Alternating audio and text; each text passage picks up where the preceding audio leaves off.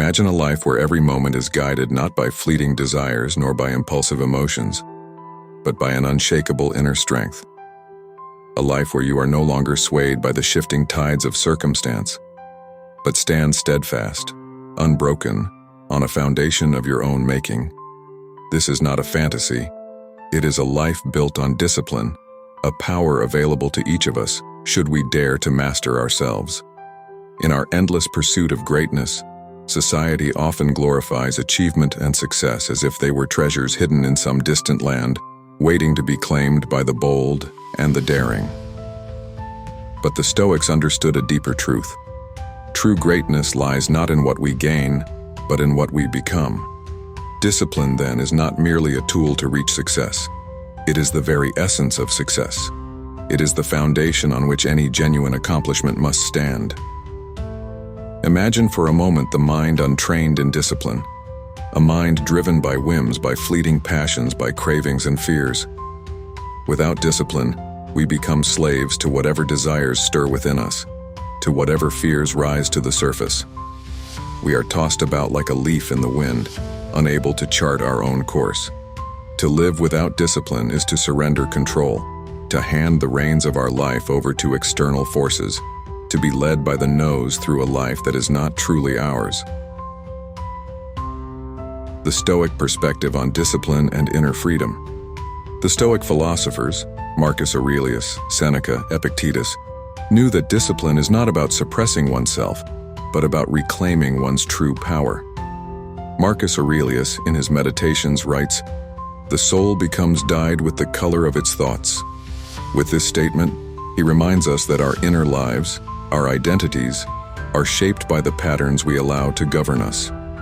Discipline is the dye, the steadying force that colors our thoughts with resilience, patience, and clarity, forming the foundation of a life well lived. To the Stoics, discipline is the art of mastering oneself, of reining in the volatile emotions that threaten to disrupt the calm of the mind. Seneca, one of the greatest Stoic philosophers, reminds us of the power of reason over emotion. "We suffer more often in imagination than in reality," he wrote, shedding light on how much of our distress comes not from the actual events we face, but from our undisciplined responses to those events. Discipline becomes a shield, a way to temper the mind and free ourselves from the imagined torments that hold us captive.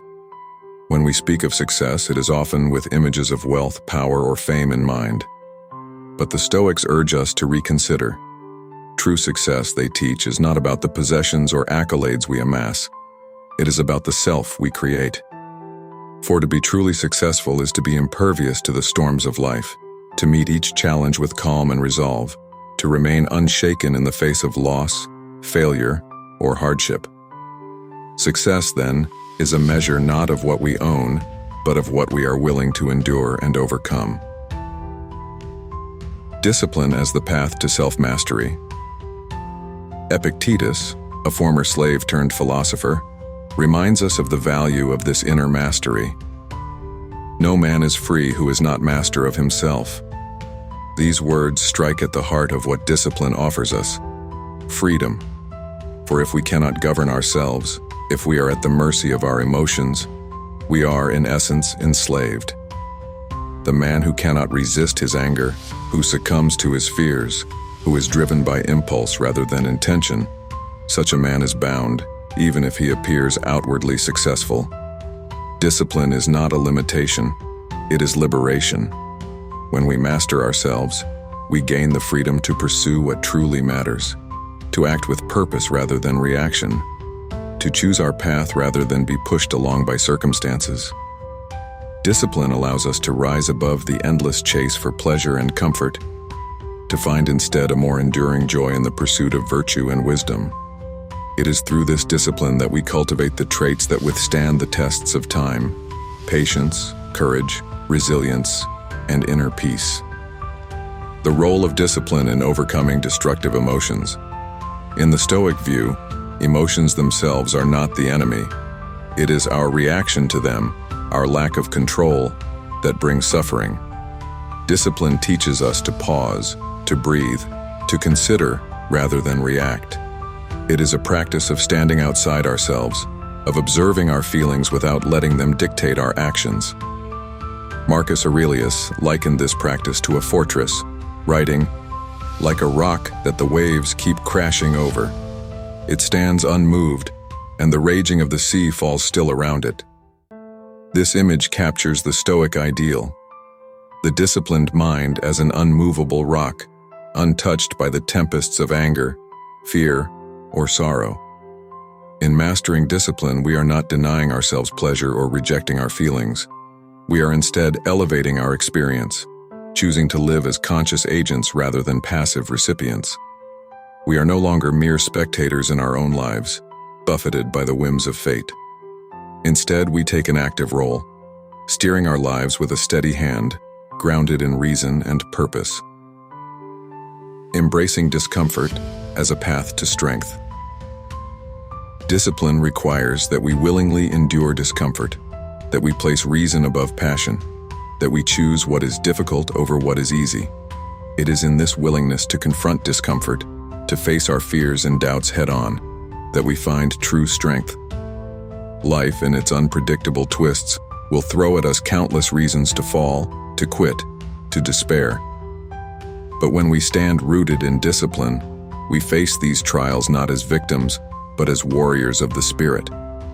We embody resilience. We refuse to let circumstances shape our inner world. It is through the crucible of discipline that we learn the art of endurance. We come to understand that suffering is not an enemy, but a teacher, revealing what lies within us. The Stoic mind does not flinch in the face of hardship. It sees difficulty as an opportunity to grow, to test its strength, to refine its character. This is the path of the Stoic warrior, the individual who chooses discipline, not for the promise of comfort, but for the promise of growth. Seneca wrote, "Difficulties strengthen the mind, as labor does the body."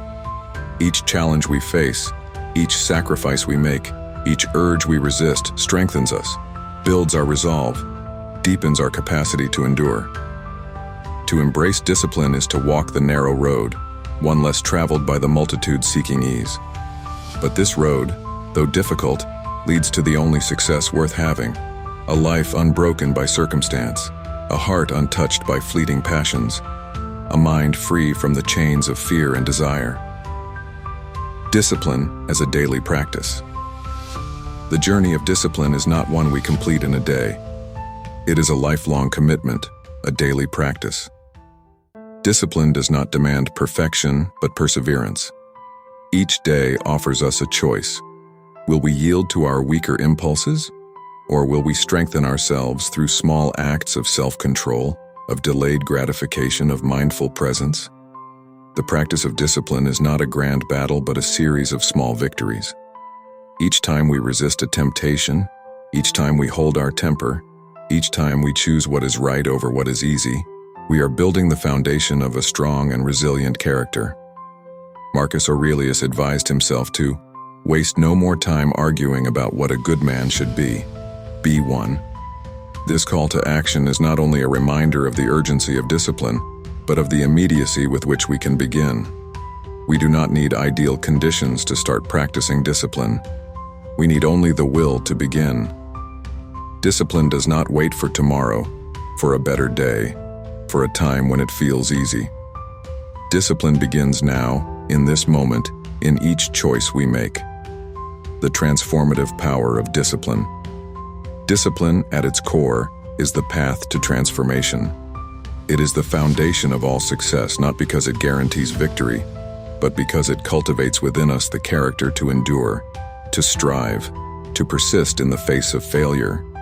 In discipline, we find the freedom to pursue what truly matters, to live lives of substance, of meaning, of depth. We are no longer pulled this way and that by every passing desire.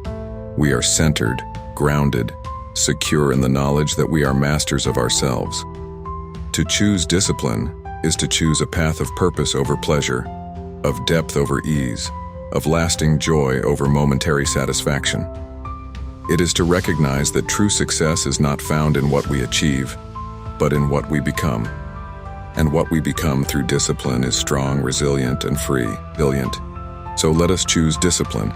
Let us embrace it as a daily practice, as the foundation of a life lived with purpose and strength.